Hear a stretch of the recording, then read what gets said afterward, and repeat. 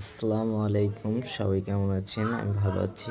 আসলে আমি আজকে এই বিড়ালটা কিনতে যাচ্ছি, কিন্তু আমার কাছে টাকা নাই। দুঃখের বিষয় হলো ওটা আমার আইডিতে কোনো লাইক, কমেন্ট, ফলো কিছুই আসে না।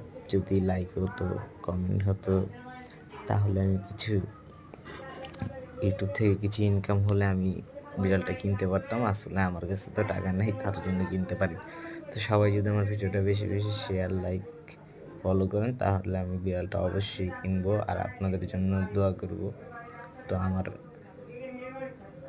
৩৯০ জন আমাকে ৯০ জন আমাকে সাবস্ক্রাইব করেছে।